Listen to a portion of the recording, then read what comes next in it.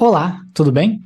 Aqui é o Luiz. Em alguns vídeos recentes aqui do canal, que você encontra o link na descrição, eu falei sobre o Web3, o mercado para devs do Web3, devs de smart contracts. Falei também sobre a arquitetura da tecnologia Ethereum, da EVM, e um ponto pacífico é que todo mundo que trabalha ou quer trabalhar nesse ecossistema tem que conhecer a linguagem Solidity. Então, para esse vídeo de hoje, eu quero trazer uma introdução sobre essa linguagem de programação que é a mais utilizada no mundo para escrever smart contract. Então, se você precisa de uma introdução sobre o assunto, teórica, antes de colocar a mão na massa e programar, na descrição você encontra os links dos outros vídeos. Agora, se você quer já partir para a programação de Solidity e criar os seus primeiros smart contracts, esse vídeo aqui vai te ajudar.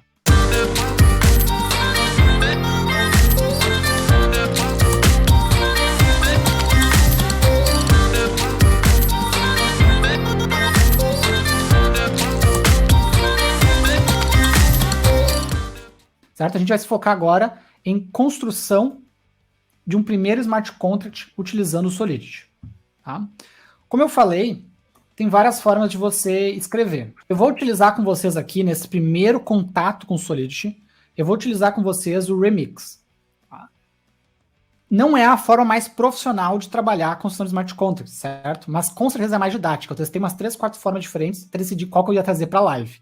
Vocês vão acessar remix.ethereum.org, certo? Se vocês botarem no Google Remix, Ethereum, vocês acham bem fácil, mas o endereço é remix.ethereum.org. Você vai entrar nessa ferramenta aqui e logo de cara você vai ter à disposição, tá, uma ferramenta para programar os seus smart contracts, certo?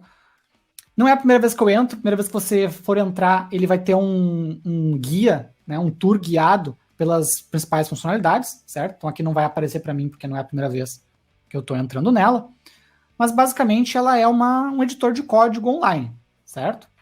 Ela é um editor de código online, assim como você teria um VS Code, só que no seu navegador você não precisa instalar nada, só sai utilizando. O Remix, tá? Ele cria para a gente uma estrutura de pastas, sendo que a pasta mais importante para a gente aqui é a Contracts. Dentro dela, a gente vai guardar nossos arquivos .sol, que é a extensão do Solidity, certo? São arquivos de texto que são .sol. Ele tem até alguns de exemplo aqui, que a gente não vai mexer neles, mas se quiserem dar uma olhada, vocês têm alguns arquivos de exemplo, certo?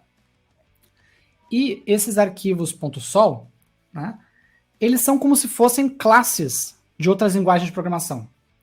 Então, se vocês já programaram em Java, em C Sharp, C++, né, é como se fossem classes. Tá? Só que aí você usa a palavra contract ao invés da palavra class. Beleza? Mas para todos os efeitos, pensem como se fossem classes. Vocês vão ter propriedades, vocês vão ter métodos, certo? Essas propriedades vão ter tipos de dados, esses métodos vão ter retornos. Não tem muita diferença com relação a isso. Tá bom? Claro que muda a sintaxe um pouco da linguagem. Solidity é uma linguagem baseada em C. Então, quem já programou Java, C, C++, C Sharp, vai se sentir bem em casa, tá? Salvo uma outra coisa que causa estranheza, no geral, vai se sentir aí bem confortável em mexer com essa linguagem, tá bom? Então aqui na esquerda eu vou ter o explorador de arquivos, depois eu tenho a parte de compilação e a parte de deploy. A gente vai ver as 3 etapas aqui. Bom, primeira coisa que eu faço então quando eu quero criar um novo contrato é criar um novo arquivo aqui na pasta contracts, certo? Você vem botão direito na pasta contracts, new file, e seguindo, né, a tendência que a gente sempre, quando a gente vai aprender programação, a gente faz, né? Eu vou criar um Olá Mundo em Solidity. Bom? Então eu criei aqui um arquivo hello-road.sol, tá, que é a extensão do Solidity, e aqui então eu vou programar, né, em Solidity, certo? A primeira coisa que a gente tem que fazer num smart contract é definir qual a versão do compilador que é necessária para rodar o meu contrato, certo? Isso porque, ao longo do tempo, as versões diferentes de compilador, elas vão nos permitindo, né, assim como qualquer linguagem de programação, né, elas vão nos permitindo fazer coisas diferentes. Então eu preciso dizer qual a versão de compilador eu preciso para rodar o meu programa. A gente faz isso utilizando a palavra reservada pragma, certo? Espaço Solidity Notem que a própria ferramenta ela já vai me sugerindo conforme eu vou digitando, certo? Espaço, e eu coloco a versão necessária, certo? Aqui com vocês, eu vou usar a 0.8.7. Eu termino a linha com ponto e vírgula. Tá? Se eu quiser receber a 0.8.7 e superiores, eu posso colocar um circunflexo na frente, que daí ele vai permitir que sejam versões mais novas que essa. Tá? Tem várias formas de você definir a versão aqui do contrato. Você pode botar maior D, menor D, exatamente uma versão específica, um range de versões. Tá? Que eu estou dizendo 0.8.7 ou superiores. Tá? A ferramenta tem suporte a várias versões, a gente vai ver depois na parte de compilação. Ela tem suporte a várias versões. Tá? E essa 0.8.7 é a que ela está recomendando aqui no momento. Beleza? Então, beleza. Defini a versão que eu vou trabalhar. Isso vai dizer depois para Ethereum Virtual Machine, né, qual versão ela tem que utilizar do interpretador para conseguir rodar o meu contrato. E agora eu crio o contrato em si. A gente começa com a palavra reservada contract, certo?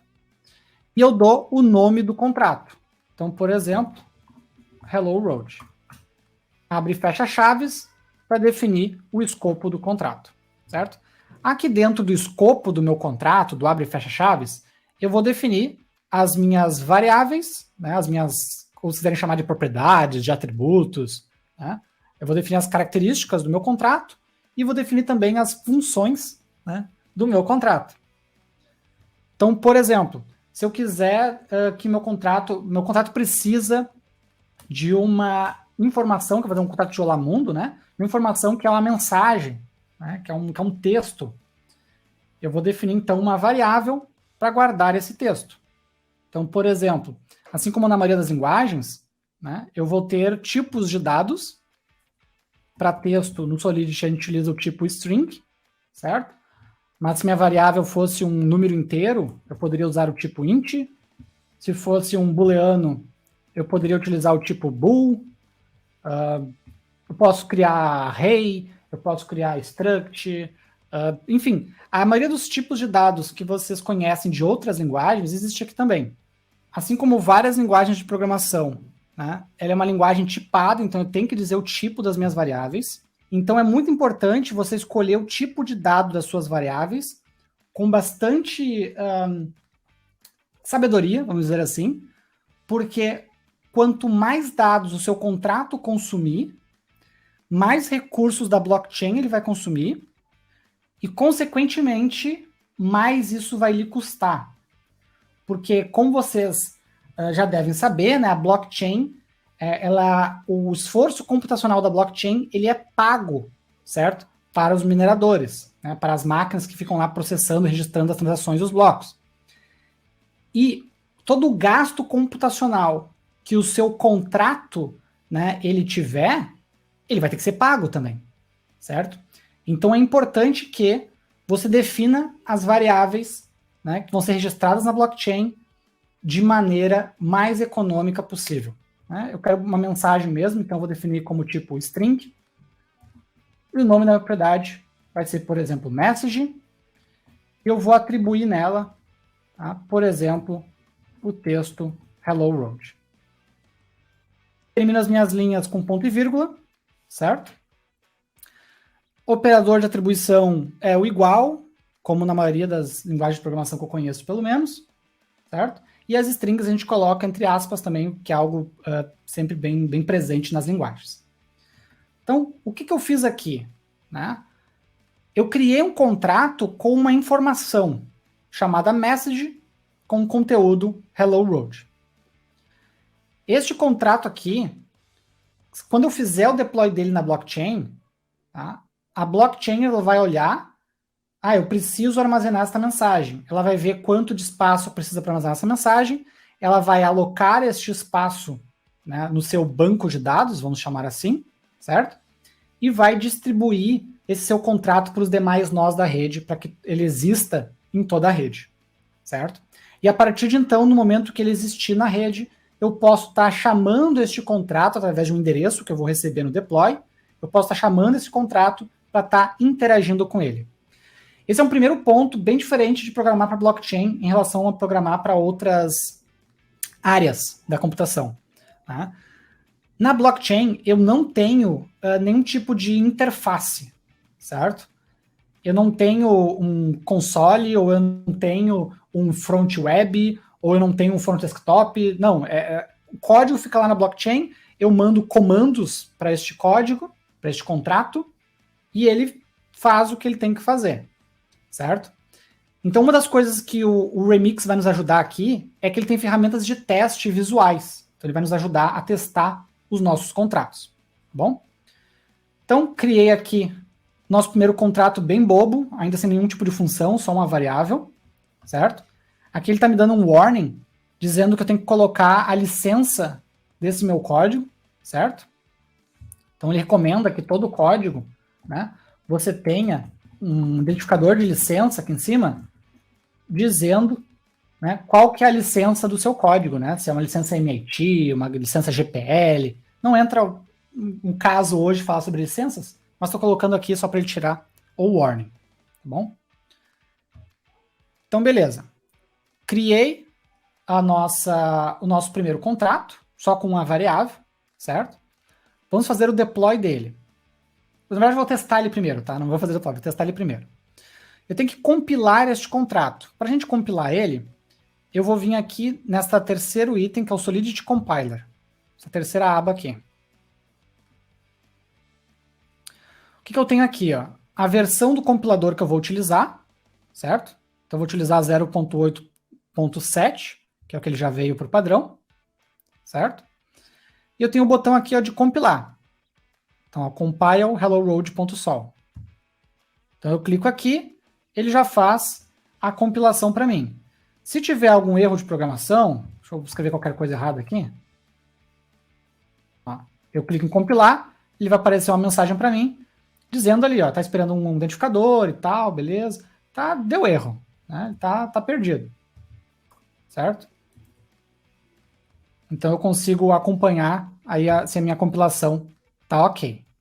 Uma vez que esteja compilado com sucesso, né, eu venho aqui na última aba do Remix, e aí aqui eu posso escolher aonde que eu vou fazer o deploy.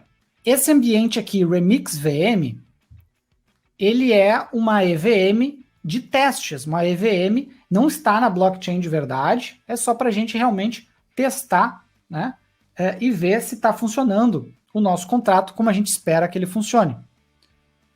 Então o que eu tenho aqui? Remix VM, eu vou escolher essa de Londres mesmo aqui, certo? Aqui ele cria ele tem algumas contas de teste para a gente, com saldo, ó, 100 Ether, né, de saldo em cada uma, então dá para a gente brincar aí à vontade, certo? Tem mais algumas informações aqui e tal, não vou entrar no detalhe hoje. Aqui eu escolho qual contrato que eu vou testar, o Hello Road, e o botão de deploy, certo? Então eu vou clicar aqui em deploy. Ó, já fez o deploy super rápido, né? Porque é um contrato minúsculo, certo? Então tá aqui a informação que ele já fez o deploy. Repare no ícone verdinho indicando que deu certo, né, o meu deploy. E aqui embaixo, vocês vão ver, ó, Deployed Contracts, bem aqui embaixo na esquerda. Se eu expandir esse Hello Road aqui, ele é uma interface de testes, né, uma interface de testes do meu contrato que acabou de ser feito o deploy, certo? Então aqui, esse meu contrato ele não faz nada, né? Então não tem nada para me interagir aqui. Mas aqui eu teria como interagir, se meu contrato fizesse alguma coisa, através dessa interface aqui, uma vez que eu faço o deploy. E ele me gera também até mesmo o endereço desse contrato, a gente vai usar esse endereço depois para interagir com ele na blockchain. Bom? Então vamos fazer esse smart contract aqui, fazer alguma coisa para a gente ter alguma coisa para testar ali. Então o que eu vou fazer? Eu vou fazer aqui com vocês uma função que retorna a mensagem e depois eu faço uma outra função que altera a mensagem, por exemplo. Só para a gente ver os dois cenários, que eles têm algumas coisas importantes em cada um. Então, beleza. Eu vou criar uma função. Como é que eu crio uma função? Eu defino aqui uma function, certo? Eu dou um nome para a função, por exemplo, getMessage, certo? Abre e fecha parênteses para definir os parâmetros e abre e fecha chaves para definir o escopo da função, certo? Quem já programou JavaScript ou qualquer coisa parecida com isso, está se sentindo em casa.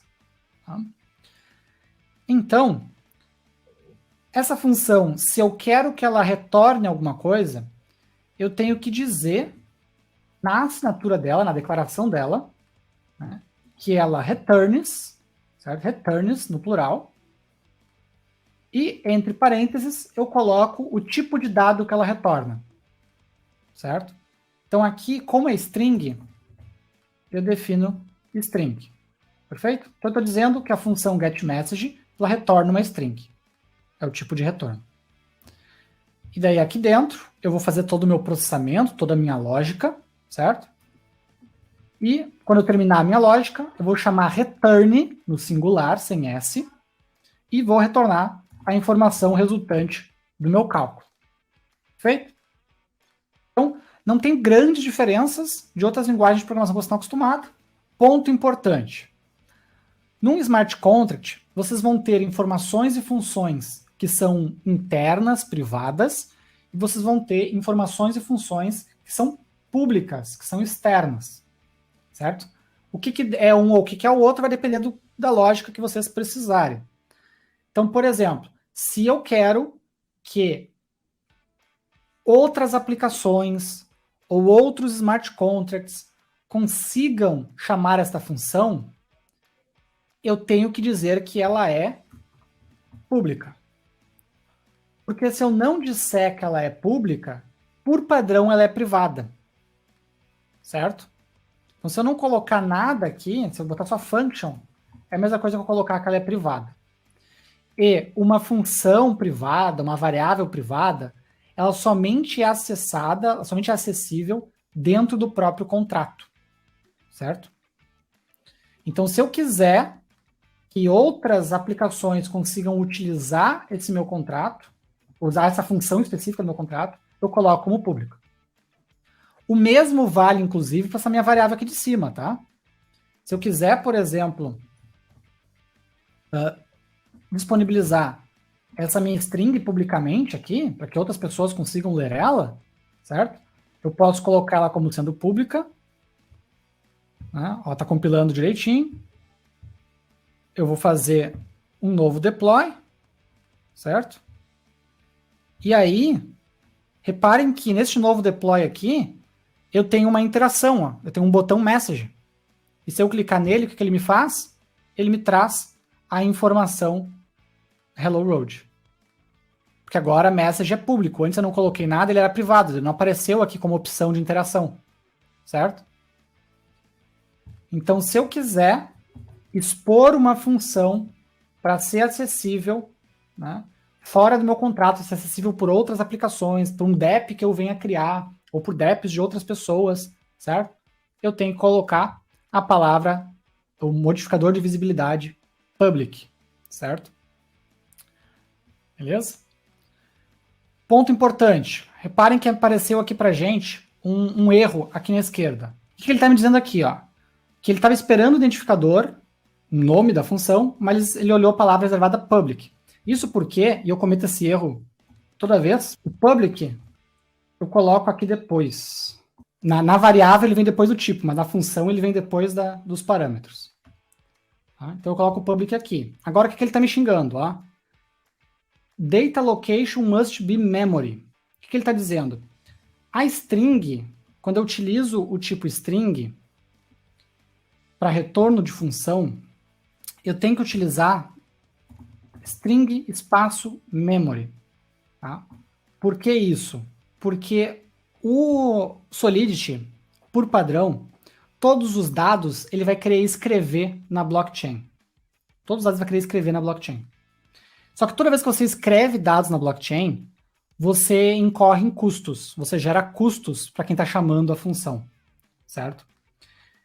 Então, quando você quer dizer para o Solidity, não escreve isso na blockchain, só faz isso em memória, você usa a palavra memory, certo? E isso, no caso da string, é muito importante, porque a string é um tipo que consome muitos dados, né? Ela está armazenada de um jeito diferente lá na blockchain, então a gente tem que usar aqui a palavra memory, depois a palavra string, para dizer que este retorno aqui, você não precisa escrever na blockchain. Retorna para o usuário que guarde onde ele quiser, mas não vai ficar na blockchain. Tá bom? E apareceu um novo warning aqui agora, que está dizendo o quê? Ó? A function state mutability, está dizendo que eu posso utilizar essa função como sendo uma função do tipo view. O que é isso? Novamente, a blockchain por padrão, ela vai tentar, o Solidity por padrão vai tentar escrever tudo na blockchain. Só que toda vez que você escreve algo, você gera custos. Então, se você puder, se a sua função ela não é para escrever na blockchain, você define ela como sendo view. O view é uma palavra reservada para dizer que a minha função ela só lê dados da blockchain. Você não vai escrever dados. E quando você não escreve dados, você não tem custos. Né? Ler da blockchain é de graça. Certo? Então eu estou dizendo aqui que a minha função getMessage ela é pública, pode ser acessada então por outros contratos, outros sistemas. Ela é do tipo view, então isso quer dizer que ela é somente de visualização, somente de leitura, ela não escreve nada. E ela retorna uma string em memória, ela não registra, né, o retorno dela na blockchain. Então, beleza, salvei. Vou fazer aqui um novo deploy. Ó, reparem aqui, ó, eu faço o deploy e ele fica com cheque verde. Toda vez que vocês verem esse cheque verde, quer dizer que houve uma transação na blockchain, que dados foram registrados. No caso, o dado do meu deploy, né? Agora, reparem que o meu deploy novo, eu tenho 2 botões para interagir, porque eu tenho 2 coisas públicas no meu contrato. Eu tenho uma mensagem pública, que é o Hello World, e eu tenho um getMessage, que chama minha função, né, que também retornou Hello World, porque enfim ela retorna a mesma propriedade. Reparem que quando eu cliquei nos botões, aqui no meu console, ele fez o que a gente chama de call, ele fez uma chamada ao contrato, certo?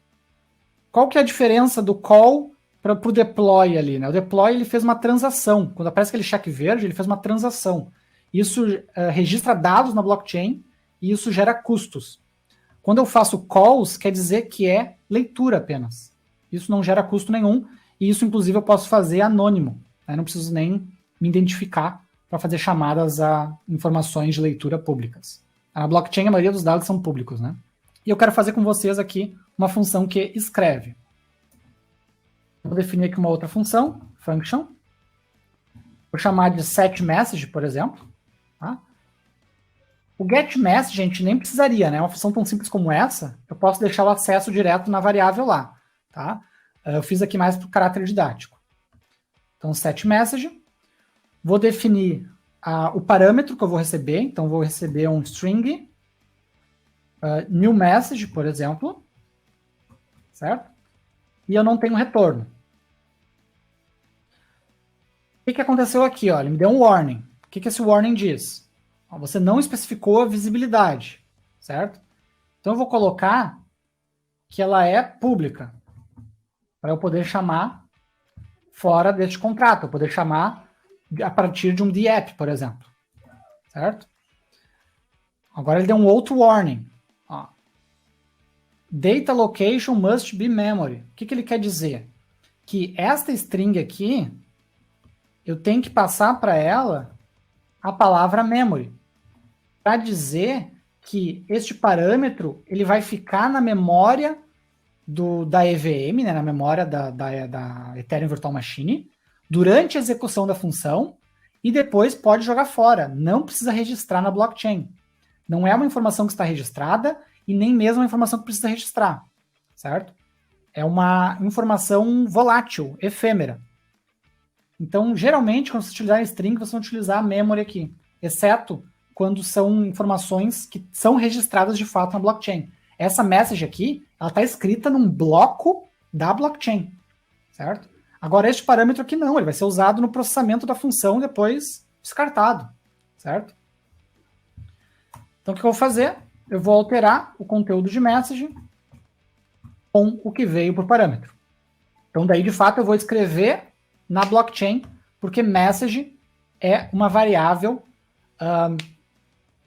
persistida, né? Uma variável que, de fato, vai parar num bloco mesmo. Certo? Então, aqui eu criei uma função que escreve, né, que altera o estado do meu contrato. Certo? A gente costuma chamar essas variáveis aqui de variáveis de estado. Né? E o meu estado, o meu contrato, ele vai ser alterado a partir da chamada da função setMessage. Certo? Diferente, então, novamente, recapitulando, diferente de algumas linguagens de programação, da imensa maioria, em que o padrão é funcionar só na memória, é ser volátil, você cria uma classe, um objeto, e aí ele fica só na memória do computador. Aqui o padrão, no Solidity, o padrão é ficar registrado na blockchain. Então essa message ela fica escrita no disco, né, dos nós da blockchain. Aí toda vez que eu alterar ela, eu vou estar alterando, né, eu vou executar uma transação na blockchain, vai ser alterado num bloco, né, o conteúdo desta mensagem. Certo? Para sempre. Né, porque na blockchain os dados são eternos. Né? Show? Então beleza, salvei. Vou fazer aqui o deploy. É nosso último deploy de testes. Depois eu vou mostrar o deploy em produção. Ó, fiz o deploy. Vou abrir aqui a última versão do meu contrato. Reparem que agora eu tenho 3 botões. Eu tenho o setMessage, que tem um campo para poder digitar a nova mensagem. Eu tenho o getMessage e o message, que é a minha variável ali, que até não faz sentido eu ter getMessage e message públicos, né? O ideal é ter só um dos dois. Bom, o que eu tenho no getMessage? Ó, hello road. Fiz uma call, me trouxe o valor. Vamos trocar o valor então. Vou botar aqui, por exemplo, teste. E reparem que este botão, setMessage, ele é amarelo. Isso indica que ele executa uma transação, certo? Então vou clicar nele aqui. Ó, reparem que ele não faz uma call, ele faz o que a gente chama de send, tá? Que é um comando, que é uma transação que consome saldo, né? Que eles chamam de gas, né? Consome saldo. Este saldo ele tem que ser pago na criptomoeda da rede. Então, no caso da rede Ethereum, a criptomoeda é o Ether. No caso da rede da Binance, a criptomoeda é o BNB. Né? Então, essas transações são pagas com a criptomoeda, né, original da rede. Será que funcionou? Será que, de fato, ele alterou a minha mensagem? É só eu clicar de novo no getMessage. Tá ali, ó. Vocês vão enxergar que tá bem pequenininho, mas, de fato, trocou para teste. Né? Vou botar aqui, ó, novo teste. Fazer uma nova transação. Vou pegar a mensagem, novo teste. Então, tá funcionando o meu contrato. E aí, conseguiu fazer os exemplos de código em Solidity? Se você conseguiu, se você curtiu o vídeo, peço para deixar o seu like para ajudar a divulgar o meu trabalho aqui no YouTube. E se você quiser receber os próximos, inscreva-se. Saem vídeos como esse todas as semanas aqui no canal. Além disso, eu vou recomendar agora na sequência para você os próximos vídeos que você pode querer assistir. E não deixa de conferir os links na descrição aqui desse vídeo, que tem muita coisa bacana para você se aprofundar lá. Combinado? Então um abraço e até a próxima. Valeu!